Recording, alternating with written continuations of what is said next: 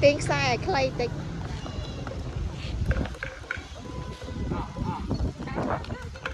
ngóc con út phèm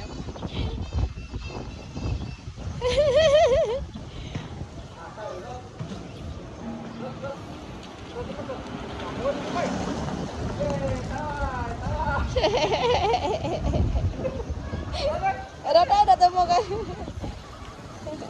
ô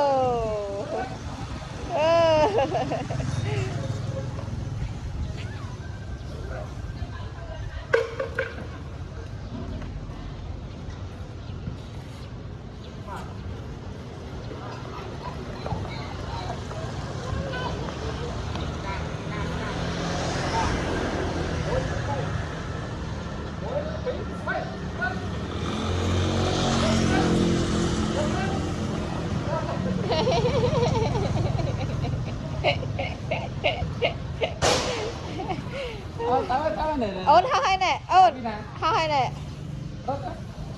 yeah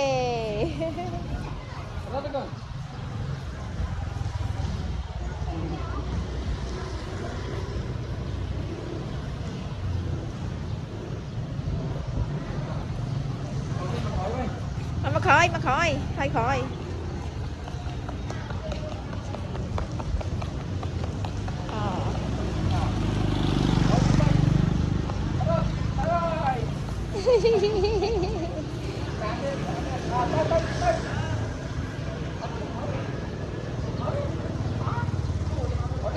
nọ ho hay nọ lối ra mày sai quen bị bồng phụng sai trời hiện clay tịch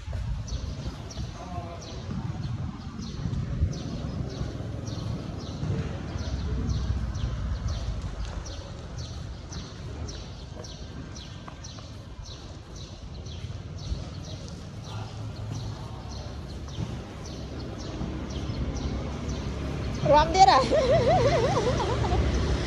cái từng đấy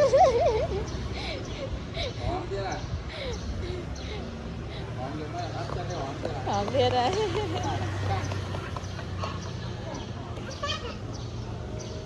à vẫn đang ba này hả yeah